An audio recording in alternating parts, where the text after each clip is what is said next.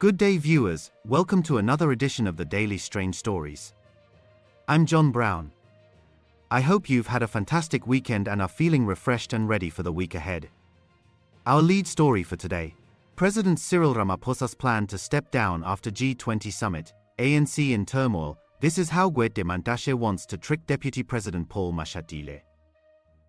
Cyril Ramaphosa's presidency, once hailed as a new dawn for South Africa, may be drawing to a close sooner than anyone anticipated. As the nation prepares to host the G20 summit, whispers of Ramaphosa's impending resignation are growing louder, fueled by sources within the highest echelons of the ANC. These insiders paint a picture of a party in disarray, blindsided by the possibility of an early departure and struggling to find a suitable successor. With South Africa facing significant economic and social challenges, the sudden loss of leadership could have far-reaching consequences. Is Ramaphosa choosing to step down, or is he being pushed? And what will his legacy be if he leaves office before completing his term? In today's video, we are investigating the forces at play and the potential impact on South Africa's future. The timing adds layers of complexity, as the G20 summit represents a moment of global spotlight for South Africa, showcasing its role on the international stage. Yet, beneath this prestige, the ANC grapples with uncertainty. One key figure in this unfolding drama is ANC National Chairman G20 Mantashe, whose name surfaces in rumors of a clever maneuver aimed at Deputy President Paul Mashatile. According to discussions among party insiders, Mantashe harbors ambitions that could reshape the leadership lineup, potentially positioning himself in a way that sidelines Mashatile. This isn't just idle talk, it stems from earlier reports of a hidden agreement between Mantashe and Mashatile, where Mantashe would temporarily hold a top position if Ramaphosa departs, only for Mashatile to step in later. However, doubts linger about whether Mashatile would agree to such an arrangement now, especially with broad support rallying behind him as the natural successor. Details from within the ANC paint a picture of a party divided on how to proceed. Some officials believe that if Ramaphosa leaves soon, Mashatile should immediately take the reins, given his position and the backing he enjoys from various factions. They argue that allowing Mantashe to intervene could disrupt this smooth transition and weaken Mashatile's future prospects. Conversations have evolved, with ideas floating that Mantashe might instead aim for the deputy president role under Mashatile, a shift from the original pact. This adjustment reflects the fluid nature of alliances in the ANC, where personal ambitions often intersect with party strategy. The lack of direct communication from Ramaphosa only heightens the tension, as leaders prepare for a crucial meeting where they hope to gain clarity on his plans. As the ANC navigates this internal storm, the broader government structure shows signs of strain. The Government of National Unity, formed to bring stability after recent elections, now faces its own challenges. Leaders from partner parties express growing frustration over Ramaphosa's failure to hold regular meetings, a promise made months ago that remains unfulfilled. The last such gathering occurred 143 days prior, leaving coalition members feeling isolated and unable to align on key policies. For instance, Democratic Alliance leader John Steenhuisen, who serves as Agriculture Minister, has highlighted the difficulty in even scheduling brief discussions with the president. Proposals for informal sessions or retreats to build rapport have gone nowhere, leading to a sense of disconnection among the partners. This dissatisfaction extends to practical matters, like appointing replacements in government roles. Steenhuisen has been unable to move forward with naming a new deputy minister for trade, industry, and competition after the previous one was dismissed for traveling without approval. The president holds the final say, yet efforts to discuss it stall, underscoring a broader issue of coordination. Other parties, such as the Freedom Front Plus, echo these sentiments.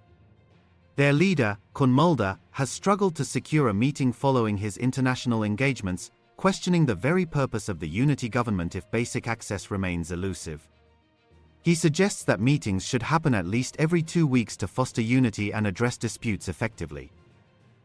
Even smaller parties like Rise Mzansi and Good add their voices to the chorus, advocating for a unified agreement among all GNU members rather than separate deals with the ANC. They point out ongoing clashes, such as debates over legislation like the Expropriation Act and budget decisions, which could be smoothed out through consistent dialogue. The Dispute Resolution Committee, meant to handle conflicts, still lacks approved guidelines, further hampering progress. Patricia de Lille, as tourism minister and Good Party leader, was tasked with finding a venue for a leadership retreat, but no action has followed her suggestions. This pattern of delay contributes to a government operating in isolated pockets, where ministers pursue individual agendas without a collective direction. Adding to the pressures on Ramaphosa is the Patriotic Alliance's decision to withdraw from the Government of National Unity, marking the first major exit since its inception. Led by Gayton McKenzie, who holds the sport, arts, and culture portfolio, the party cites repeated breaches of coalition agreements by the ANC. The breaking point came in Johannesburg, where the ANC-led city administration refused to reinstate Kenny Kunene as the member of the mayoral committee for transport. Kunene had stepped aside amid reports linking him to a location where an arrest occurred in a serious case, but McKenzie demanded his return, viewing the refusal as part of a larger pattern of disregard. McKenzie describes this as the final incident in a series of conflicts, including the removal of Patriotic Alliance officials in other areas like the Western Cape municipalities of Laingsburg and Beaufort West. There, the ANC collaborated with the Democratic Alliance and others to oust a mayor and deputy mayor from his party. In Johannesburg, the ANC's push to hand the transport position to the Economic Freedom Fighters, despite a signed agreement with the Patriotic Alliance, fueled the rift. McKenzie accuses the ANC of prioritizing promises to other parties over existing pacts, leading to his party's planned submission of withdrawal notice directly to Ramaphosa. Despite this move, McKenzie has publicly committed to supporting Ramaphosa in any potential motion of no confidence, even from outside the unity government. He reveals approaches from opposition groups like the Umkhonto weSizwe Party and the Economic Freedom Fighters, urging him to join efforts to remove the president, but he declines, citing appreciation for Ramaphosa's efforts. This stance highlights the complex web of loyalties in South African politics, where personal respect can transcend party lines. The Patriotic Alliance's exit extends beyond national government, affecting coalitions in Gauteng Province, Johannesburg, Sol Plaatje, and Rand West, with McKenzie emphasizing leadership by example in stepping away entirely. These developments feed into the ANC's broader turmoil, amplifying questions about Ramaphosa's leadership style. His recent address to thousands of ANC councillors at a major gathering in a prominent stadium further exposed divisions within the party. There, he urged members to examine successful practices in municipalities led by the Democratic Alliance, based on consistent positive reports from the Auditor General. He suggested looking at examples like Cape Town to improve ANC-run areas, acknowledging that opposition-led regions often achieve better administrative outcomes year after year. Municipality must act decisively to improve audit outcomes. Comrades, it cannot and must not be acceptable that in our country we control a number of municipalities. It is hugely painful each time when the Auditor General comes to report to Cabinet and they put up their report, and those municipalities that do best are not ANC-controlled municipalities.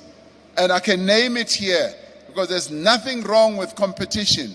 They are often DA-controlled municipalities. We need to ask ourselves, what is it that they are doing that is better than what we are doing? And there's nothing wrong with us saying we want to go and see what Cape Town is doing. We want to go and see what Stellenbosch is doing. How do they craft everything?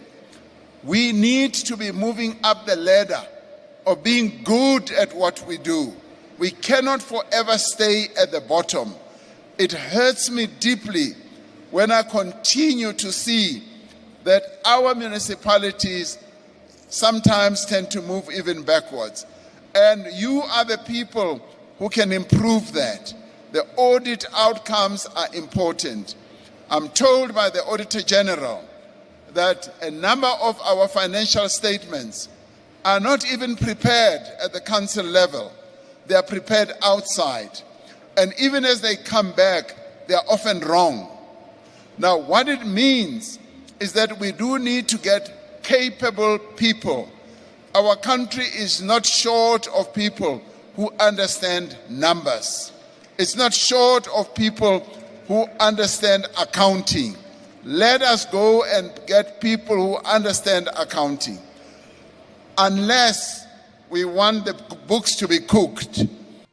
This comment ignited strong reactions inside the ANC, with some councillors feeling demeaned by the implication that they needed to copy rivals. In the Eastern Cape's Joe Kirby District Municipality, one councillor expressed frustration over being treated like inexperienced learners, dragged to the event without opportunities for real discussion on daily challenges. They highlighted the resource disparities, noting that Democratic Alliance areas benefit from wealthier bases and more support, while ANC municipalities struggle with limited funds and backing. In contrast, a councillor from Johannesburg defended the president's words, arguing that the party must confront issues like internal mismanagement that lead to failing services. They pointed out that refusing to learn from others could cost votes in future elections, stressing the need for honesty about shortcomings. In the Free State, particularly in Machabeng, criticism focused on leadership inconsistencies, such as appointing officials without proper qualifications despite party policies demanding them.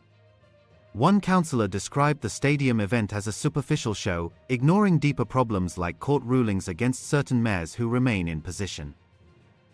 Further voices from Lejwe-Leputswa region accused higher ANC structures of contributing to municipal collapses through deployments that protect personal interests, including alleged involvement of family members in questionable contracts. In Alfredenzo District Municipality, a balanced view emerged, recognizing the president's intent but warning that his delivery deepened existing frustrations among councillors facing community demands for basic services like water and electricity. Ramaphosa later addressed the backlash in a public interview, clarifying that his message might have been misunderstood. He emphasized the importance of both compliance in audits and real improvements in people's lives, noting that transformation efforts in ANC-led areas deserve recognition. He added that clean financial records do not always equate to effective service delivery, such as maintaining clean public spaces. This attempt at clarification aimed to mend fences, but it underscored the delicate balance he must maintain within his party. Layering onto these political pressures is the emerging possibility that Ramaphosa could be drawn into the Madlanga Commission, an inquiry examining serious allegations within the police service. Stemming from claims by National Police Commissioner Fanny Masemola, the commission explores decisions around a specialized task team focused on political killings, particularly in KwaZulu-Natal. The task team, known as the Integrated Multidisciplinary Political Killings Task Team, evolved from earlier efforts, including a 2016 commission and a 2018 interministerial committee appointed by Ramaphosa himself. Masemola's testimony reveals a sequence of events where he raised concerns about disbanding the team with the president in early February 2025. According to details shared, Ramaphosa expressed surprise at the directive from Police Minister Senzo Mthunu and promised to discuss it. Later accounts suggest conflicting views on whether the president supported the disbandment, with Masemola doubting claims that Ramaphosa agreed to it. 142, at some point during the meeting, the minister stated that he did not understand why we were so adamant that the PKTT must not be disbanded. Then he said that the president is in agreement that the PTT be disbanded.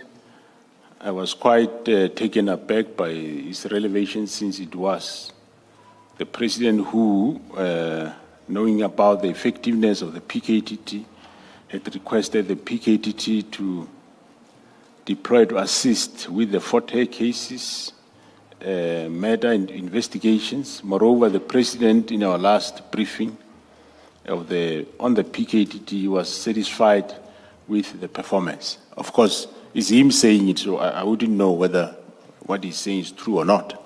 This discrepancy raises questions about the president's handling of the matter, especially given the task team's reported success in addressing complex cases. The commission's scope allows it to call witnesses, potentially including Ramaphosa, to clarify his role. Parallel parliamentary inquiries into law enforcement infiltration by criminal elements also name him as a possible participant. These developments echo past testimonies Ramaphosa gave at another major inquiry in 2021, where he addressed intelligence matters from his time as deputy president. Now, as the current leader, the stakes are higher, with observers noting similarities in ongoing challenges within security structures. The history of the task team traces back to persistent issues in KwaZulu-Natal, leading to multiple investigations and teams over the years. Ramaphosa's involvement began with appointing the Interministerial Committee, which recommended the task team's formation to handle cases nationally after starting in the province.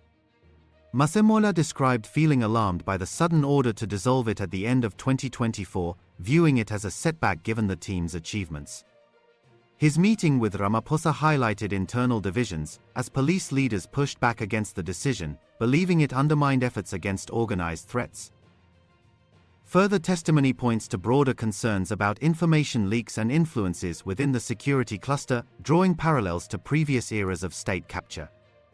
Allegations suggest private individuals gained access to sensitive details, like upcoming appointments, mirroring past scandals. This narrative questions the progress made under Ramaphosa's administration, often referred to as a new beginning, in reforming these systems. The Commission has heard from figures like KwaZulu-Natal Provincial Police Commissioner Nhlanhla Mkhwanazi, who outlined the task team's origins and expansions, emphasizing its interdisciplinary approach. As the inquiry progresses, anticipated testimonies from Mthunu and other key players could reshape understandings of Ramaphosa's decisions. For now, the picture suggests a leader who, upon learning of the controversial disbandment, engaged but may not have acted decisively, allowing tensions to escalate until public revelations forced the creation of yet another commission. This pattern of responding with inquiries and teams reflects a consistent approach to complex problems, though it raises debates about effectiveness in resolving deep-rooted issues. These intertwined threads, Ramaphosa's potential departure, ANC leadership jockeying, coalition fractures, internal party dissent, and investigative pressures, create a tapestry of instability in South Africa's governance. The G20 summit looms as a pivotal moment, not just for international relations but for domestic politics. If Ramaphosa steps down afterward, the ANC must confront its lack of preparedness, with Mantashe's rumored strategies adding intrigue to the succession battle. Mashatile's position as deputy president positions him favorably, yet the whispers of pacts and power plays suggest not everyone agrees on the path forward. Officials within the ANC stress the risks of an abrupt exit, drawing lessons from past transitions involving former Presidents Thabo Mbeki and Jacob Zuma, which disrupted government functions. They advocate for Ramaphosa to complete his term, allowing time to address recent missteps, such as his endorsement of opposition practices during the councillor's roll call. Some argue he should remain to correct these himself, maintaining continuity and avoiding further party damage. The Patriotic Alliance's withdrawal intensifies the new's vulnerabilities, as Mackenzie's party pulls out from multiple local coalitions, signaling wider discontent.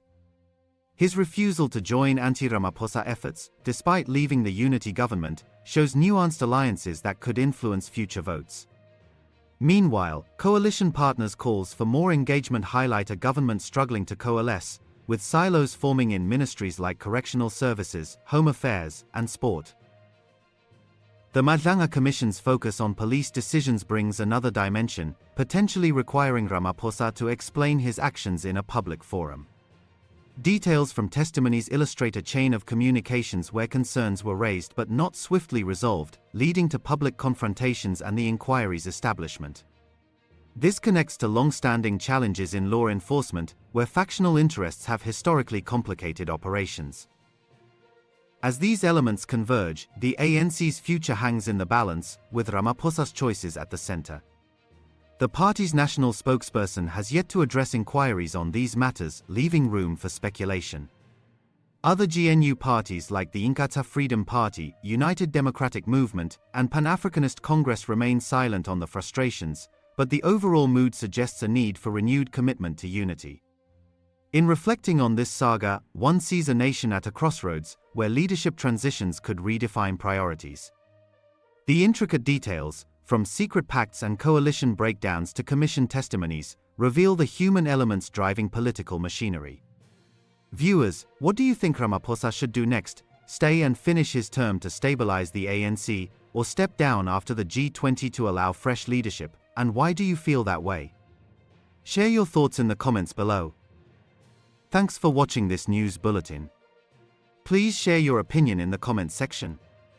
We would be glad to read and respond to your comments. Let's meet again tomorrow in our next strange story. Wishing you a fruitful and productive week ahead.